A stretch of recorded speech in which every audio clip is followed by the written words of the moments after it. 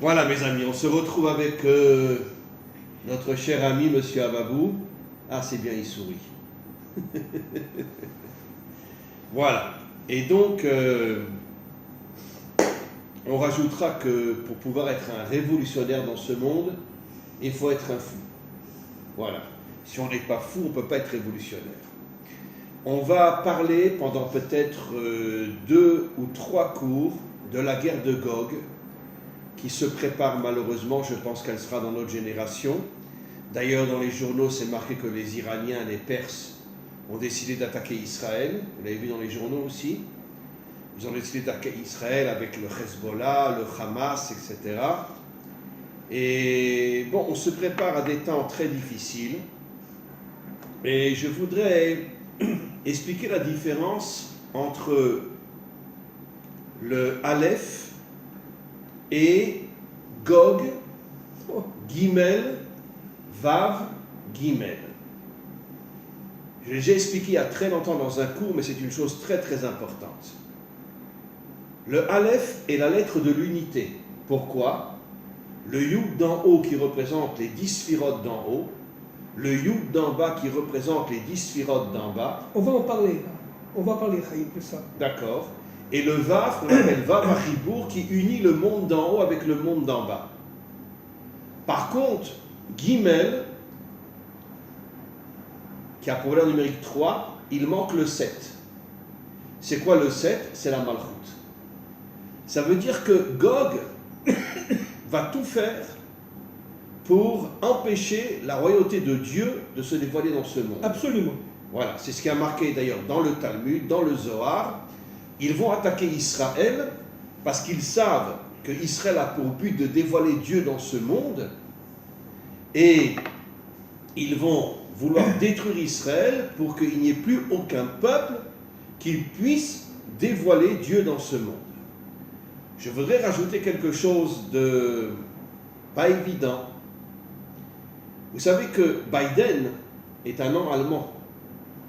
Biden, c'est un nom allemand. Il y a beaucoup d'Allemands qui s'appellent Biden. Et vous savez qu'après la Shoah, la CIA a pris des centaines de nazis qu'elle a emmenés en Amérique. Et il y avait un nazi qui s'appelait Biden. Et le Biden actuel est un descendant de ce nazi. C'est vrai? C'est vrai? Absolument. Est un descendant de ce nazi. Biden est un nom allemand, n'est pas un nom américain. Et d'ailleurs, on sait que son fils est un des plus grands pédophiles de la Terre. Et comme Biden est un descendant de ce nazi qui s'appelait Biden, il est antisémite, il déteste Israël. Et comme je l'ai déjà dit, mais je n'ai pas honte de me répéter, en vérité, la partie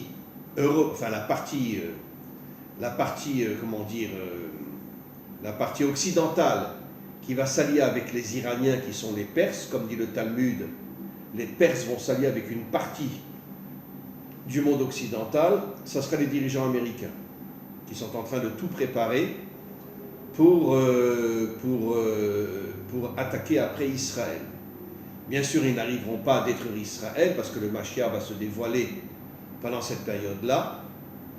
Et je voudrais juste rajouter quelque chose de très très très important. Le Zohar dit que Gog va nous attaquer pendant 12 mois. Et c'est dans le 12e mois que va se dévoiler le Mashiach. Et donc on ne va pas vivre des temps faciles. Encore une fois, dans les journaux, c'est marqué que l'Iran veut nous attaquer. Et je voudrais juste rajouter encore quelque chose de très très très important. On vit aujourd'hui dans notre pays une situation catastrophique. Il y a tous les jours des attentats. Et bon, ils en parlent dans les journaux, mais genre, va te faire foutre. Il n'y a rien qui se passe, alors que l'État pourrait dévoiler des militaires partout, dans toutes les villes, pour pouvoir empêcher les attentats, des militaires, des policiers, etc. Bibi ne fait rien, ne fait strictement rien. Pour moi, Bibi est un franc-maçon qui fait partie du nouvel ordre mondial et toute sa tout son désir c'est de détruire l'État d'Israël.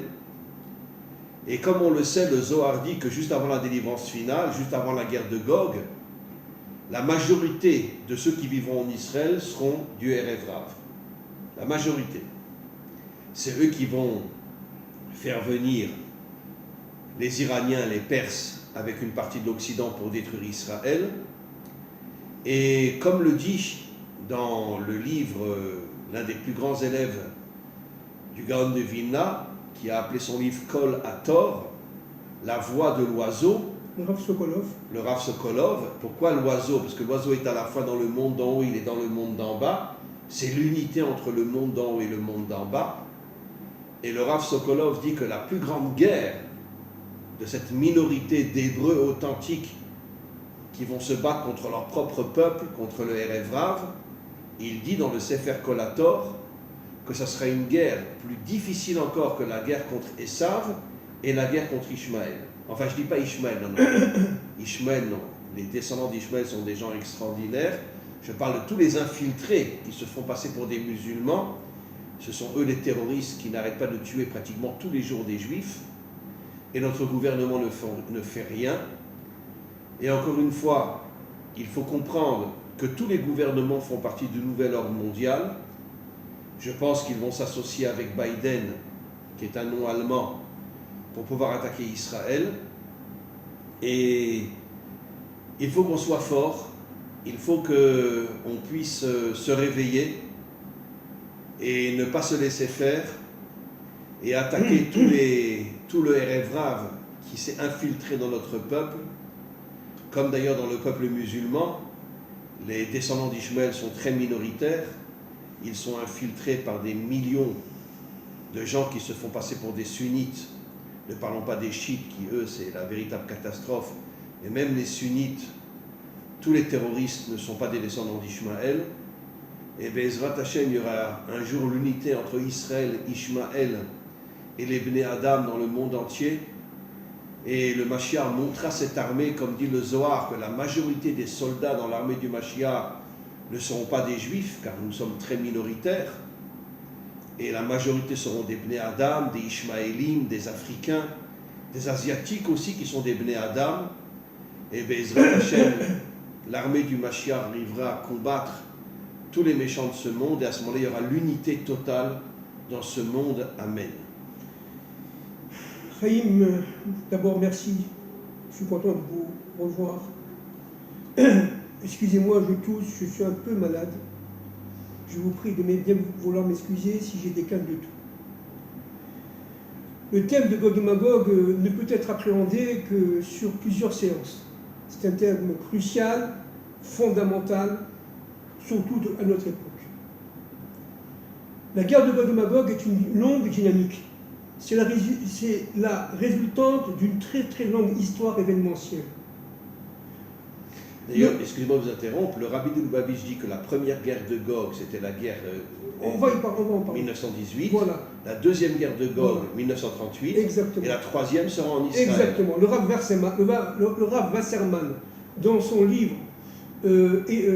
Kol Eliyahu, si je me rappelle bien du titre, Kol Eliyahu, dans son livre Kol Eliyahu, le Rav Wasserman dit que, effectivement, ça a été repris après par le Rav Etzraïm, de mémoire bénie, a dit qu'en fin de compte, la guerre de Gog-Magog a 3 étapes, n'est-ce pas? Mais la première étape, c'est 14-18. La deuxième étape, comme vous venez de le dire, Chaim, 39-45.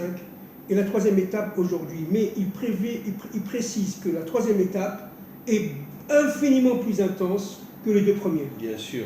Infiniment plus intense. Alors, avant de Parce qu'ils vont attaquer Israël. Voilà. Alors, avant de commencer, je voudrais quand même faire une petite remarque.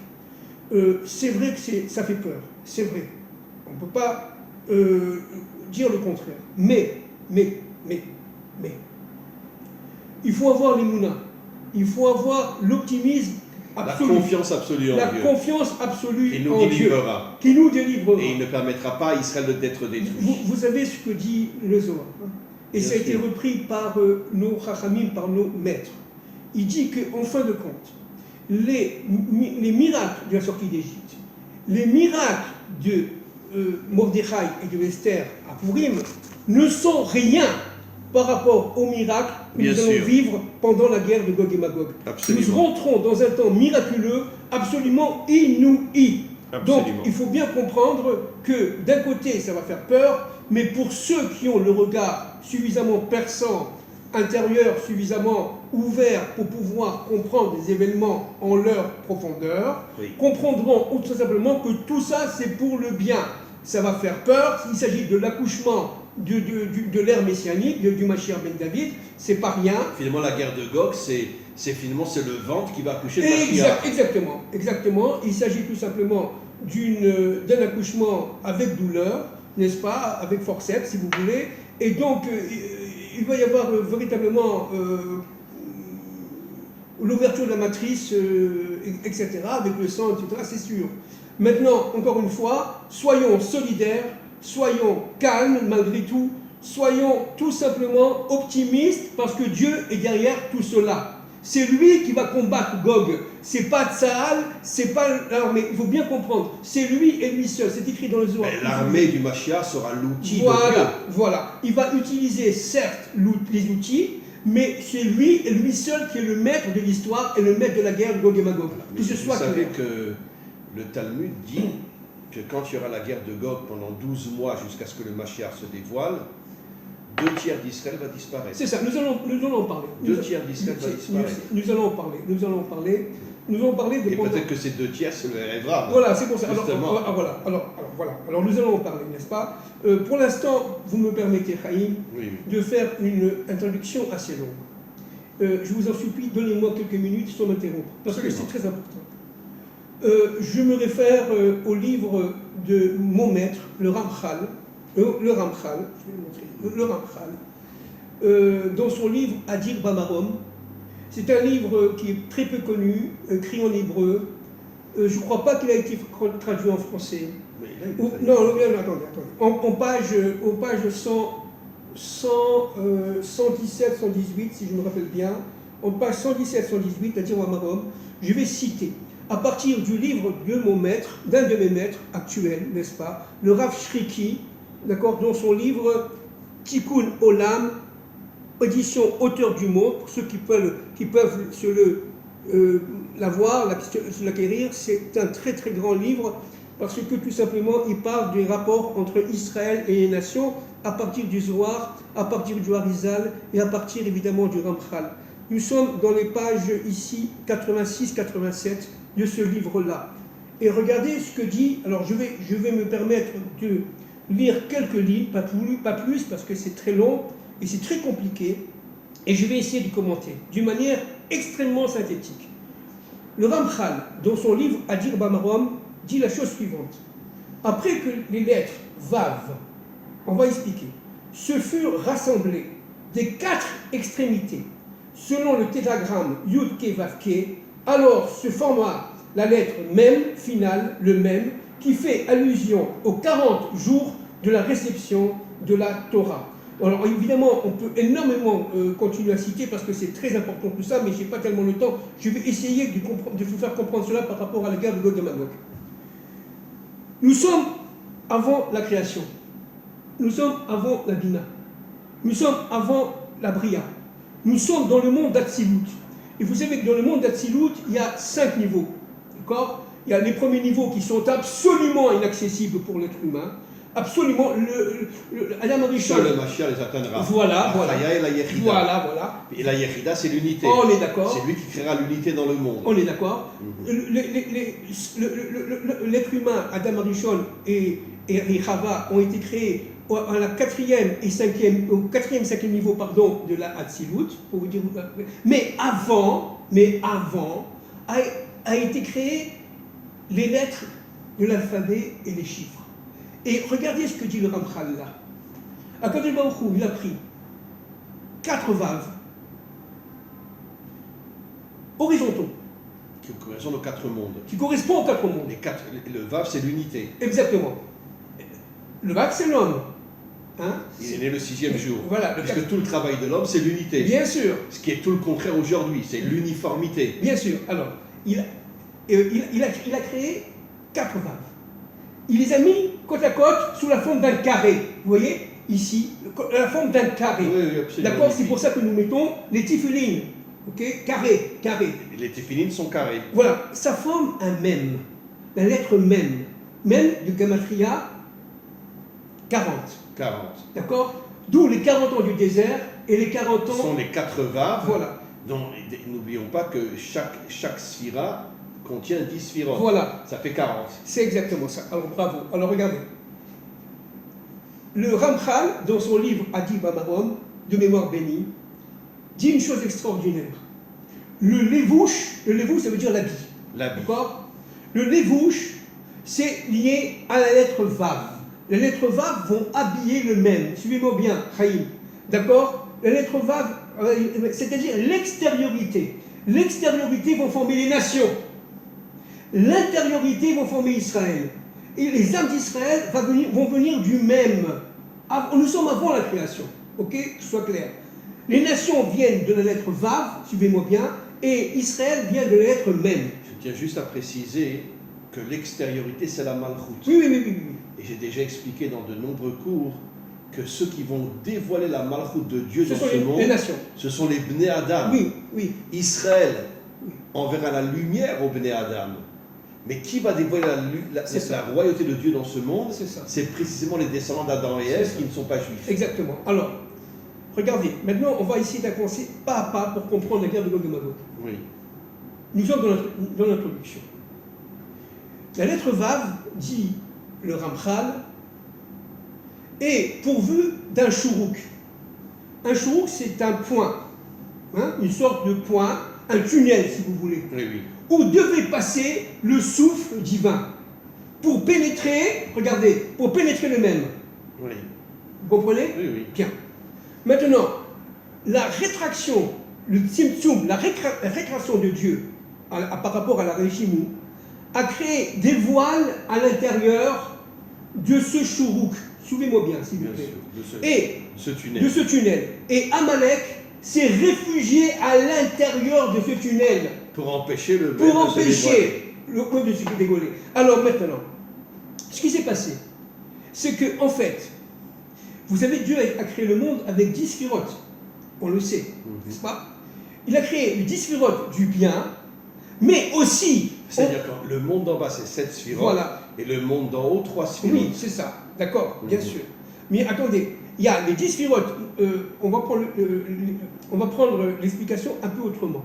Vous avez les 10 sphirotes, SR sphirotes, les 10 sphirotes d'en haut, qui ont été dédoublés, voilà, comme le nous d'en haut, qui a été dédoublé par les 10 sphirotes du mal d'en bas. Absolument. Il y a les 10 sphirotes du bien, mais il y a aussi les 10 sphirotes du mal, qui correspondent ici, vous voyez, ici. C'est-à-dire qu'en fin de compte, les 10 sphirotes du bien, c'est l'apanage d'Israël et des nations descendantes d'Adam Rishon. Les 10 sphirotes du mal ont été prises, subtilisées par les forces du serpent, par les forces d'Amalek. Maintenant, regarde, attends, excusez-moi, pardon. Oui, excusez-moi. Vous avez ici, là, les 70 nations, 70 adamiques, plus Israël, pour le bien. Qui vont s'unir. Avec Hachem, ça fait 72. D'accord? Chesed. Par contre, écoutez-moi, laissez-moi jusqu'au bout, s'il vous plaît, Rab, le m'interrompe pas. Par contre, en bas, vous allez avoir les 70 nations de Gog qui, elles, vont tout faire pour détruire les 70 nations du bien adamique avec Israël. Bien sûr. C'est-à-dire qu'il y a une sorte de dédoublement d'Israël.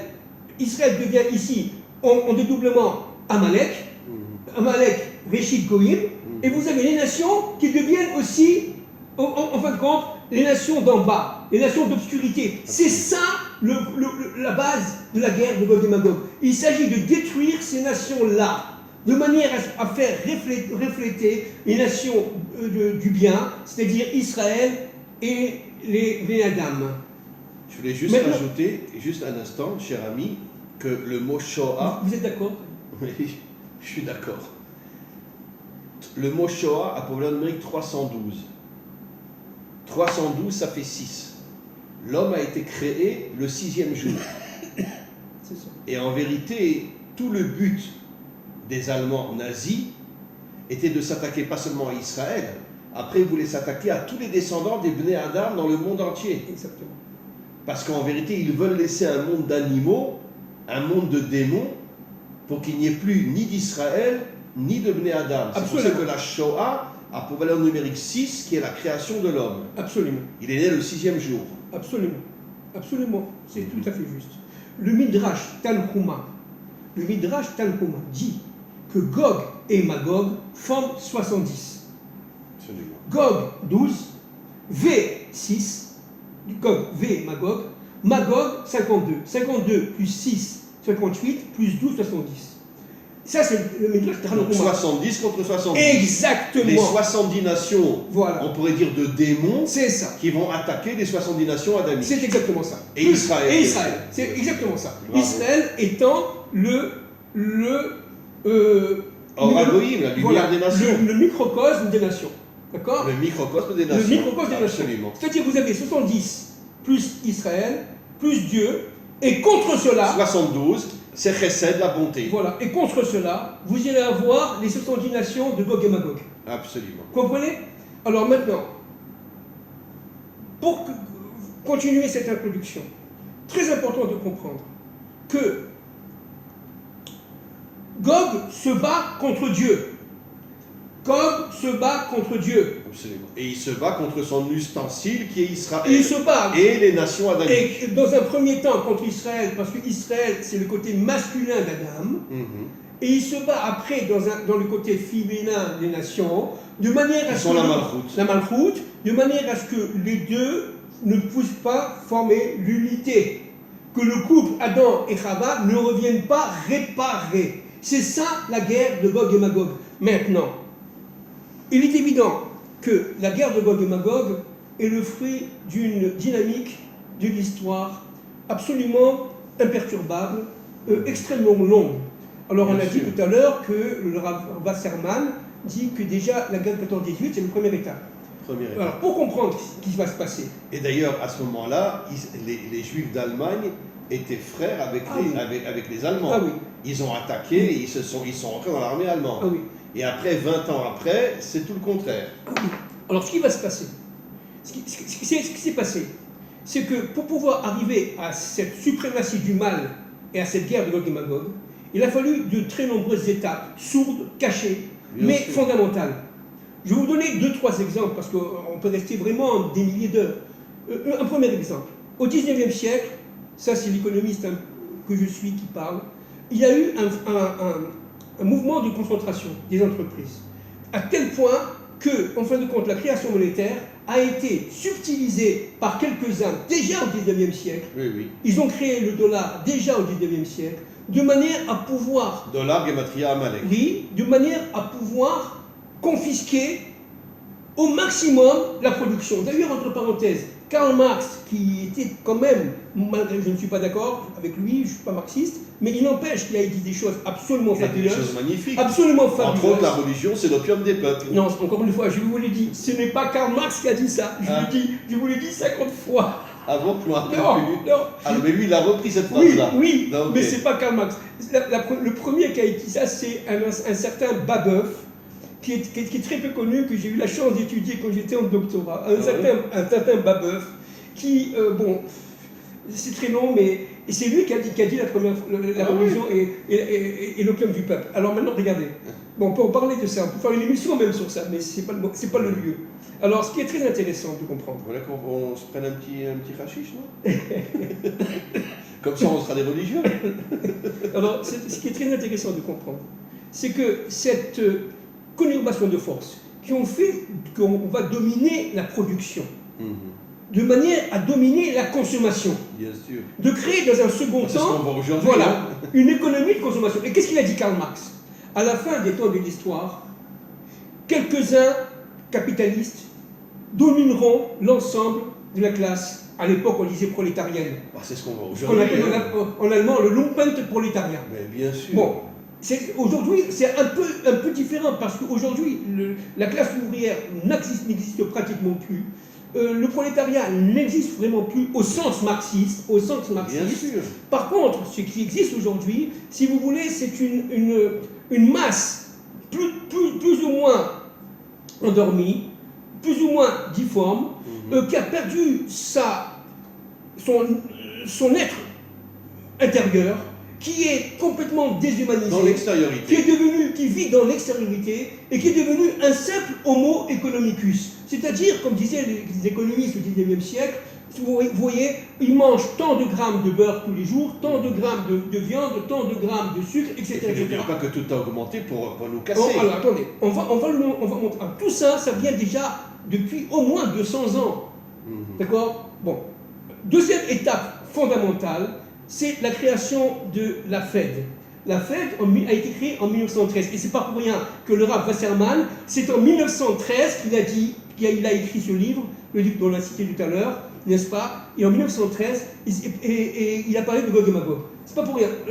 La Fed a été créée, la Federal Reserve Bank américaine a été créée en janvier 1913 pour pouvoir tout simplement essayer d'avoir le contrôle monétaire dans un premier temps et le contrôle financier dans un second temps. Absolument. Je répète que la guerre de Gog et Magog, je l'ai déjà dit souvent, Première Guerre mondiale 14-18, n'est-ce pas, est le fruit, malheureusement, le résultat, n'est-ce pas, de cette sourde lutte entre Wall Street et la City de Londres. Bien sûr.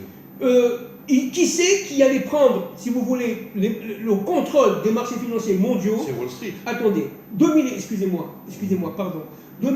par le pétrole et le gaz de l'époque. D'accord? Alors, en fin de compte, c'est pas tout à fait Wall Street, c'est pas comme ça que ça s'est passé, c'est plus compliqué que ça. Ils se sont partagés les rôles. Si vous voulez, les actions à long terme ont été maintenues à Londres. Ce qu'on appelle les bonds en anglais, c'est-à-dire les shareholders, c'est-à-dire les actions à haut risque, ont été prises par Wall Street.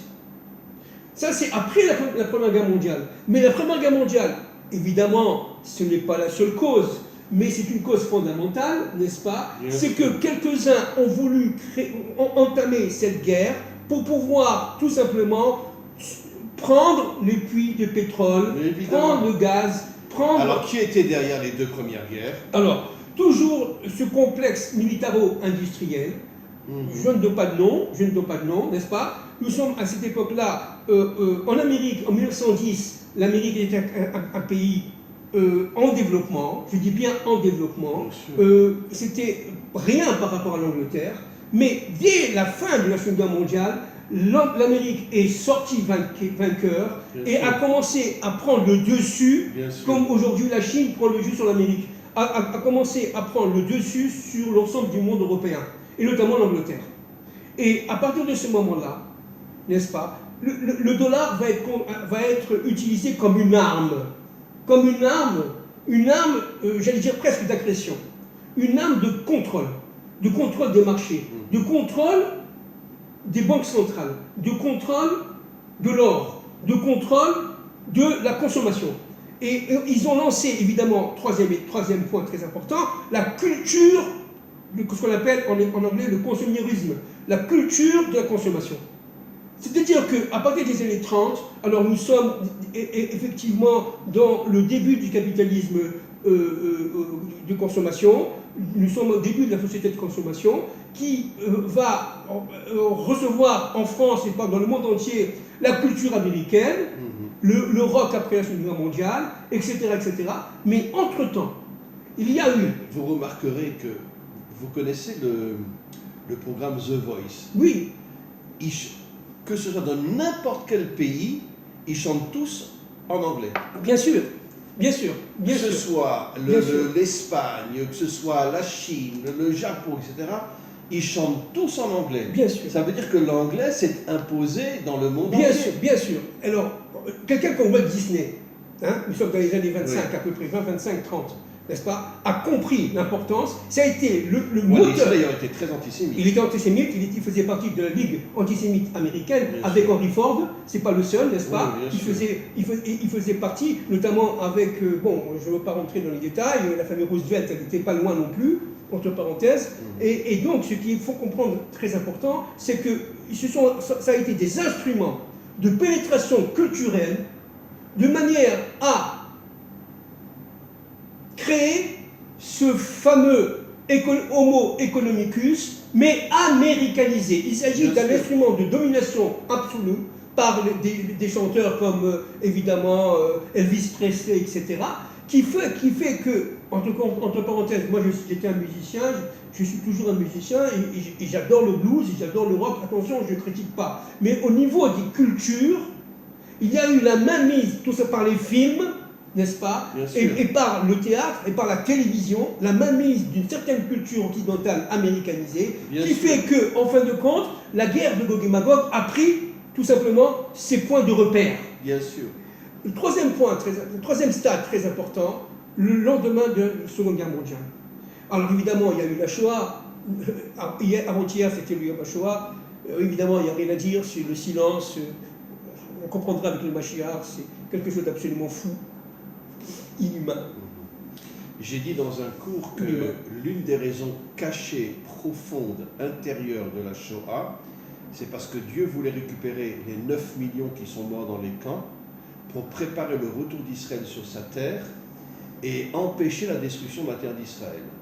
Comme c'est marqué dans le Talmud, que chaque juif qui est tué par un non-juif, il monte à côté d'Hachem et il rentre dans l'armée d'Hachem pour préparer le retour d'Israël sur sa terre. Vous avez tout à fait raison. Vous avez tout à fait raison. Et votre argumentation est connue. Mais permettez-moi, s'il vous plaît, le silence par rapport à la Shoah. Oui, on ne comprend rien, on ne peut rien comprendre. Pour l'instant. Je parle dans l'intériorité de la Shoah, je ne parle pas de l'extériorité. Oui, l'extériorité, c'est la plus grande catastrophe qui s'est passée dans l'histoire. Il est évident qu'on parle maintenant au niveau événementiel, que le retour d'Israël sur la terre... 3 ans après. Oui, mais même avant. Qui correspond à Abraham, Isaac et Jacob. Oui, mais ça a commencé par la deuxième Aliyah, dans les années 20. Il y a eu une Aliyah, ça a réveillé Gog, ça a réveillé les forces de Gog. Moi, je parle de la Hatzmaout, c'est-à-dire de la création de l'État d'Israël en 1948. Absolument, mais n'oublions pas cette fameuse réunion entre Hitler et le Führer Marchemo et Hussein Husseini, n'est-ce pas? Qui a dit à Hitler de créer des camps de concentration? C'est l'imam de Yerushalayim qui est venu à Berlin. Exactement. Il lui dit arrête de mitrailler les juifs, t'en as pour des siècles. Exactement. Crée des camps de concentration. Exactement. Alors, donc... C'était pas un descendant d'Ishmaël, bien évidemment. Avec la Seconde Guerre mondiale, les choses, les mécanismes, les prémices de la guerre de Gog et Magog vont s'accélérer. Et là, donnez-moi quelques minutes, s'il vous plaît, je vais vous expliquer rapidement, en quelques secondes. D'abord, un point fondamental, les accords de Bretton Woods. Les accords de Bretton Woods, comme tout le monde connaît, on apprend ça jusqu'en terminale, c'est-à-dire, en fin de compte, la mainmise de l'économie américaine et de la monnaie américaine dans le monde sorti de guerre. D'accord ? Des milliards de dollars ont été créés à tire-larigot et ils ont été dilipendiés vers la France, vers l'Allemagne, vers l'Angleterre et surtout vers le Japon. Je dis bien des milliards de dollars, mais c'était des dollars librement convertibles en or. Le système de Bretton Woods était fondé sur la libre convertibilité or du seul dollar. Aucune autre monnaie n'était librement convertible en or.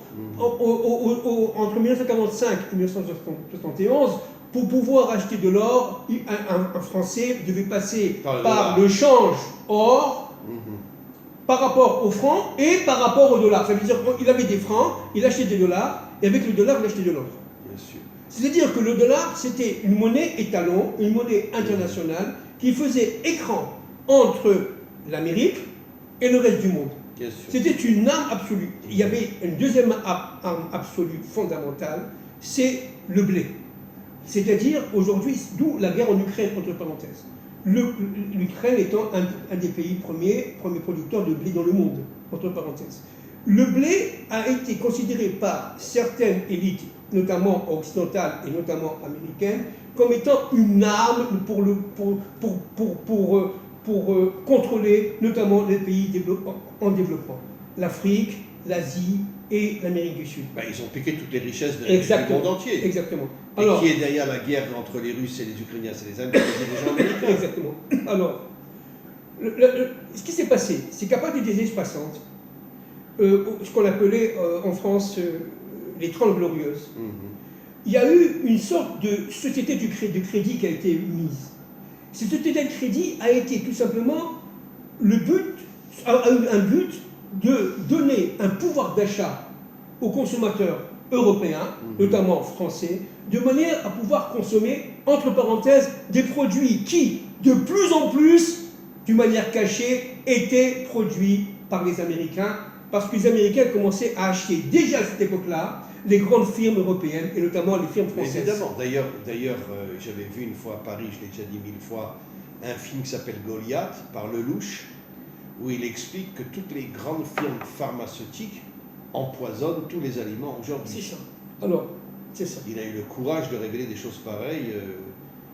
C'est un juif d'ailleurs, Lelouch, et il révèle que les grandes firmes américaines, il parle des grandes firmes américaines pharmaceutiques, empoisonnent tous les produits alimentaires pour pouvoir le cancer et toutes ces choses-là, quoi. Alors tout ça on arrive à une autre époque.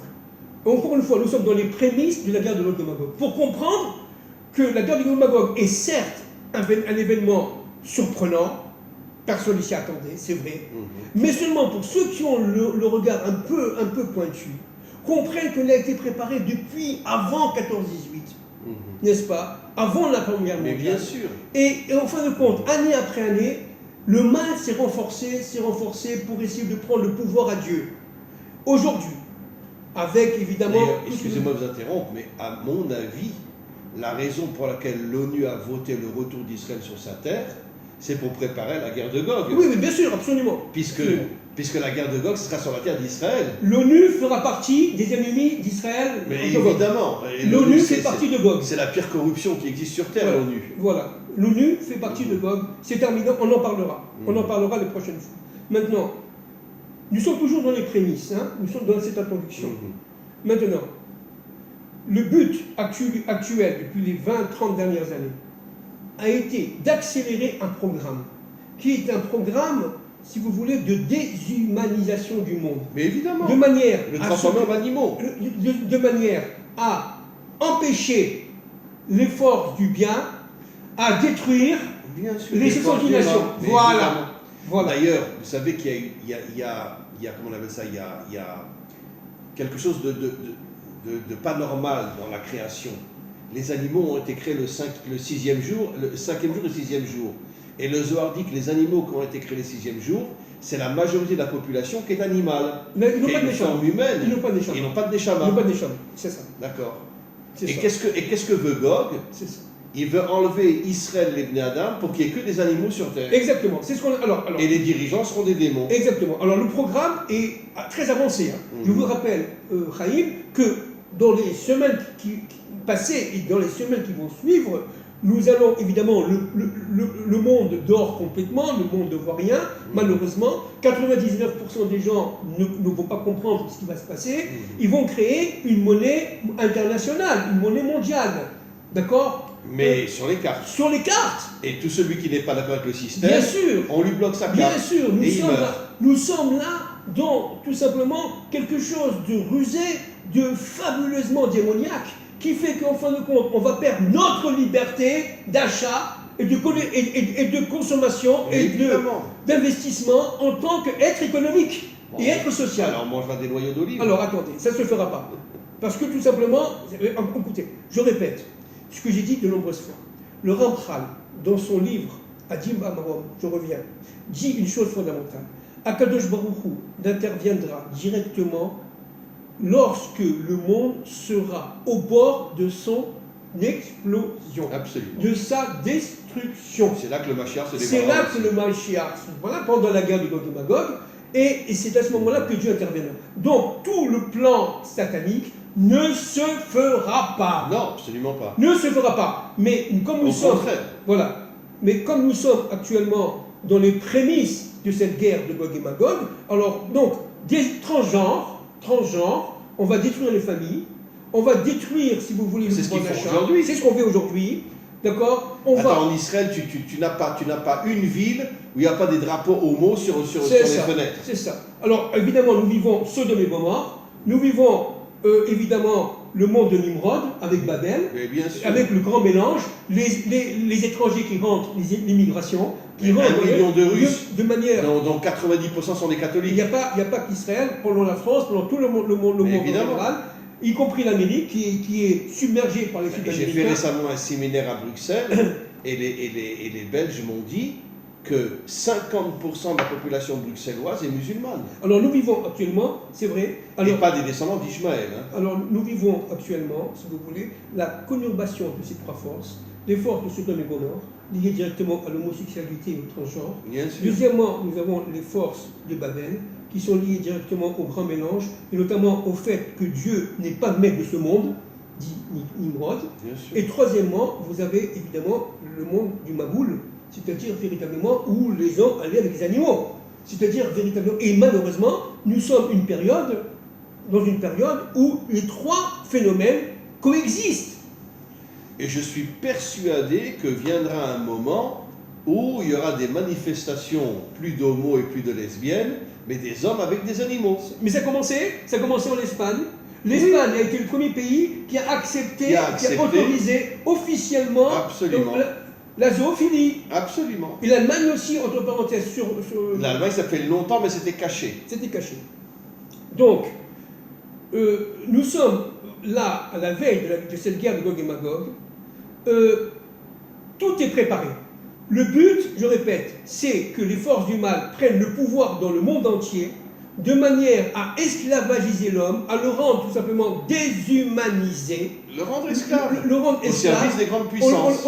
Par l'intermédiaire de la désinformation, de l'intermédiaire des masses médias qui leur sont acquis à ces élites-là, de manière à endormir les gens. Nous sommes actuellement... D'ailleurs, les médias, c'est le plus grand mensonge Oui, qui oui, existe oui, au monde. oui, oui. Nous sommes... Ils sont au service de la politique et c'est la plus grande saloperie qu'il y a dans le monde. Nous sommes actuellement, Chaïm, n'est-ce pas, à la croisée des chemins. Bien sûr. À la croisée des chemins. Et donc, pour conclure cette introduction, premièrement, nous vivons le temps du Nimrod, le temps de Sodome et Gomorrhe. D'ailleurs, le Et le Zohar temps dit que de tous Babel. les dictateurs bibliques vont revenir Voilà. et prendre le pouvoir Exactement. juste avant la guerre de Gog. Exactement. Et vous savez qui c'est qui va revenir? Qui c'est Gog? Le Zohar le dit. C'est Pharaon qui revient. Oui, absolument. Gog, c'est Pharaon qui revient, on en reparlera, avec son armée. Et comme l'armée a été détruite il y a 3000 et quelques années au temps de Moïse, l'armée de Pharaon sera détruite une deuxième fois, mais complètement. Par le Mashiach. Par le Mashiach et par Bien Dieu. sûr. C'est-à-dire qu'en fin de compte, Par Dieu et le Mashiach. oui, par Dieu et le Mashiach, bien entendu. Alors, en fin de compte, pour conclure cette première partie, premièrement, nous sommes dans un monde mûr pour... Non, c'est un monde catastrophique. Attendez, Tout est tombé. j'ai pas fini. Même Israël est complètement tombé Oui, aujourd'hui. mûr pour tout simplement cette fameuse guerre. Pourquoi? Parce que comme vous dites, tout est déstructuré, tout est... Vous savez combien d'officiers ont quitté l'armée? Oui, je sais. Combien de Milouim ne vont plus à l'armée aujourd'hui? Je sais. L'armée s'est drôlement affaiblie en Israël. Je sais. Alors, Ils sont en train de préparer la destruction de l'État d'Israël. Bien sûr. Alors, le RF Rav en Eretz Israël et la tour nombreuse dans le monde entier est en train tout simplement de phagocyter les structures et les systèmes Mais bien sûr. dans tous les États-nations. Nous vivons la fin des États-nations. Mais Et c'est évidemment. catastrophique. Mais C'est catastrophique. toutes les nations sont infiltrées aujourd'hui. Voilà. Trouvez-moi un Français en France. Voilà. Donc les structures sont gangrénées en Israël comme en France. Regardons la Cour suprême en Israël, regardons le Conseil d'État ou la Cour constitutionnelle en France. Vous voyez aussi la même Et en chose. Israël, n'en parlons pas. Entre parenthèses. C'est tous des francs-maçons. Entre parenthèses, c'est incroyable, c'est que le couple France-Israël aujourd'hui est attaqué de partout. Vous avez vu ce qui se passe en France, la révolution. Mais bien sûr. Vous avez vu Évidemment. Parce qu'il s'agit tout simplement d'empêcher le couple France-Israël de se refaire. Le Rabbi Lubavitch disait que le Mashiach viendra de France. Voilà. D'accord. Voilà. La France étant l'épouse d'Israël. C'est clair. Mais pour cela, il faut que cette guerre de Gog et Magog. Alors, c'est quoi la guerre de Gog et Magog? Pour finir, aujourd'hui, c'est le combat des fils de la lumière Contre les fils de les l'obscurité. fils des ténèbres. Absolument. Quand les fils des ténèbres. Mais on gagnera. Et on gagnera. Ce sont les 70 nations qui ont été formées à l'envers. Vous voyez, Qui vont se joindre à nous. Non. À l'envers, les démons. Les démons, Oui. qui vont tout simplement disparaître Bien sûr. au profit des nations descendants d'Adam et Ève et d'Israël. Bien sûr. C'est ça l'enjeu de la guerre du Gog et Magog. Bravo. Voilà. Eh bien, c'était magnifique. Et on continue donc Alors, la semaine prochaine. Oui. Sur Gog. Hein. Sur Gog, oui. Voilà. Nous commencerons RSQL 37, 38, 39. Ok. Merci beaucoup.